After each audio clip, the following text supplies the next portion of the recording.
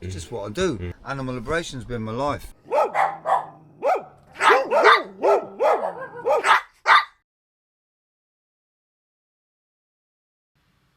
In the heart of Cambridgeshire, England, lies a facility known as MBR Acres, a place that has become the focal point of a passionate and ongoing protest. MBR Acres, owned by the US-based company Marshall Bioresources, is a breeding facility where beagles are raised for laboratory testing. Each year, approximately 2,000 beagles are bred and sold to toxicology testing labs across the UK and abroad. In June 2021, John and a group of dedicated activists established Camp Beagle outside the gates of MBR Acres, a 24/7 presence to raise awareness about the breeding of beagles for laboratory testing and to demand the closure of MBR Acres. I went down to Camp Beagle to speak to John about the ongoing campaign.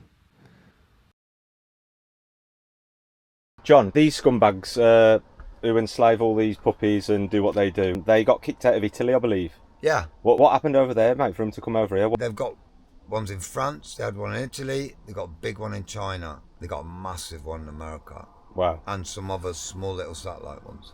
So, they've got their place running in Italy, and then a campaign began. But it spilled over. There was lots of people, lots of locals, and they broke in. That picture here, that's Italy. Yeah. So that's puppies being handed this side of the fence. So they went in and they broke in and they rescued some dogs. Excellent, good.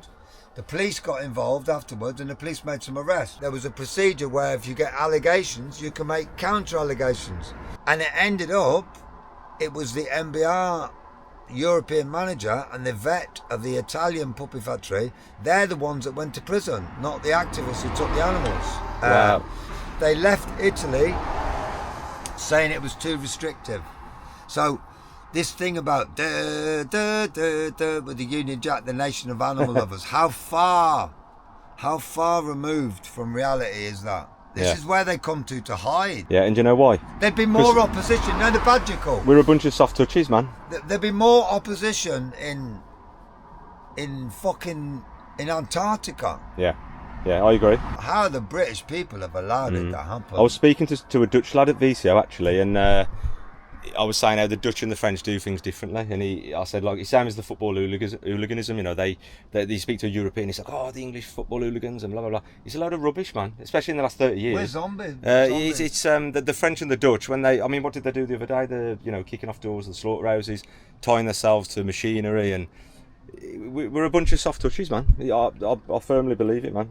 People used to look for inspiration to the UK movement for radical.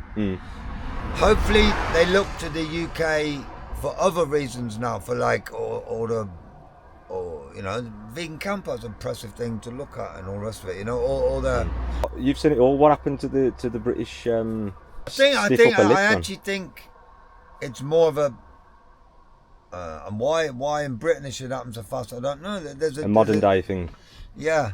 Camp Beagle operates 24/7, 365 days a year, maintaining a constant presence outside MBR Acres. Activists live in tents, hold vigils and engage with the public to spread awareness about the plight of the beagles. The campaign has garnered significant public support. In February 2025, a petition calling for an immediate ban on the use of dogs in testing for scientific and regulatory purposes collected nearly 200,000 signatures within a week, leading to a parliamentary debate on the issue. Despite facing legal challenges in an attempt to silence their efforts, Camp Beagle remains steadfast in its mission. Their message is clear: we're going nowhere until every cage is empty. The story of MBR Acres and Camp Beagle is a testament to the power of peaceful protest and the impact of collective action. It serves as a reminder that every voice counts in the fight for animal rights.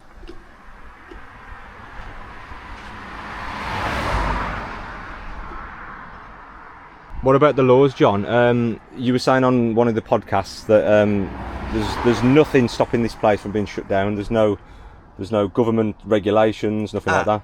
Well, do you know, like when mantras get repeated and people believe them, the government always used to say these tests are required by law. Always, for decades. What law? There is no law. We forced the government to change their language. Now they talk in riddles. Now they talk of like international guidelines. We now have to follow international guidelines as followed by all governments. And you're like, hang on, wait a minute.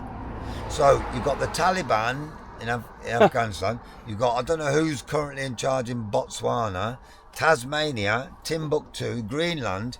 We've all got the same regulations. So the UK government can't, it's unfortunate, it's all out of our hands, it's international trade agreements. Because animal testing doesn't work when you want human results. Experiment on the dog doesn't tell you what's going to happen to a cat.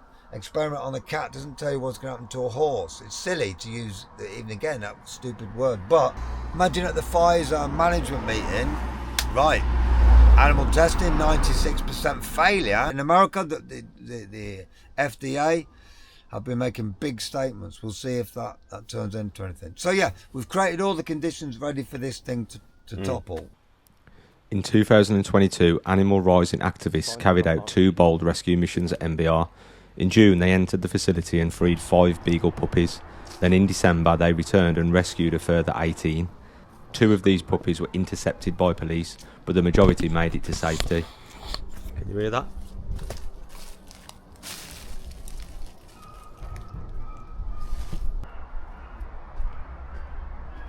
In total, 23 beagle puppies were taken from the site, sparing them from an evil future in animal testing.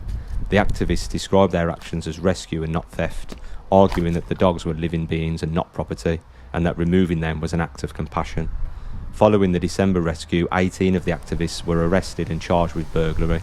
Animal Rising has used the case to highlight what they call the real crime, the breeding and selling of thousands of beagles each year for experiments.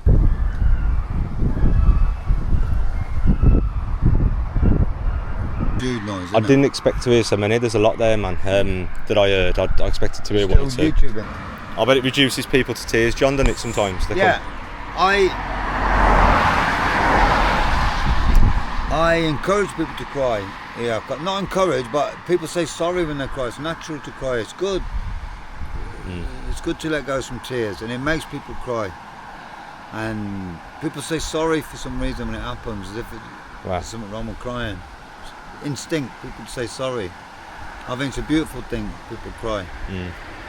It's a place to tear, and that sound was never meant to be hit, that's why they hide it.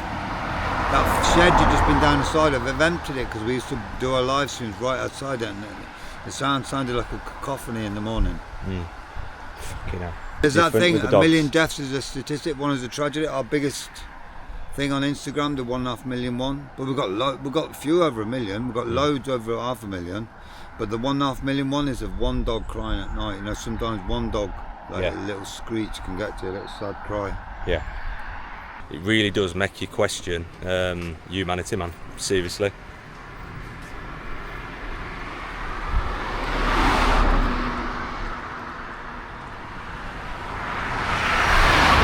How can 2 worlds be so different, man? You've got what's the name? Pepe. You've got Pepe here, and then what? 40 metres away, 50 metres away. She likes to have a little nose, like watching things, like watching. So has to keep her eye on things, don't you, Pepe? There's no natural cycles for these. Like I said, they never felt a puff of wind. Every morning the artificial lights come on at 1 minute past 6 a.m. Every night they go off at 1 minute past 6 p.m. It's all automated. There's no one there to flick the switch. It's all like a factory. You know? What do them dogs dream of? They've never seen a tree. They've never ran in their life. When they're asleep, have they got ancestral memories of what a fucking woodland looks like? You know? It's a horror story, and that's why we're going about it, Beagle. And it's a little horror story in its own thing, and that's why we keep the focus on it every day. It's like Groundhog Day every day. We press the emergency button.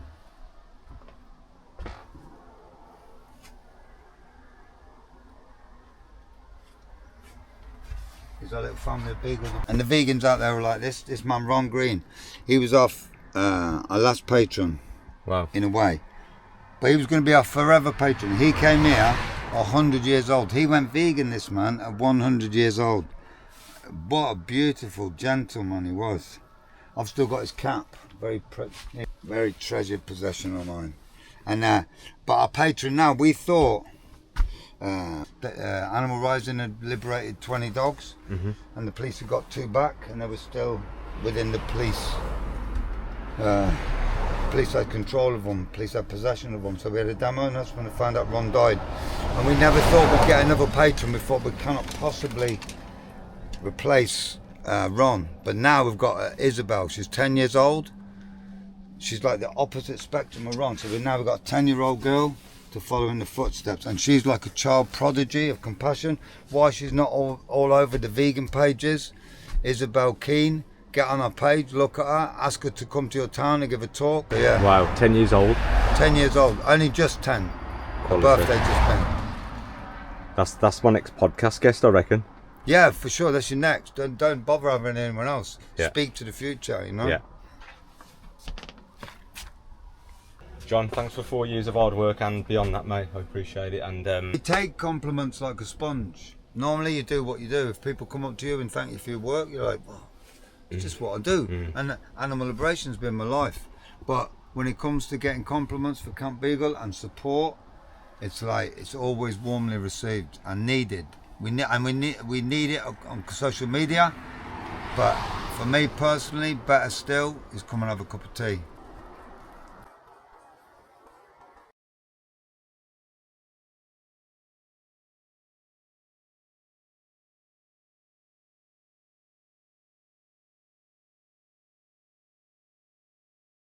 for more information and to support the cause, visit www.thecampbeagle.com or visit their Instagram to see more in depth.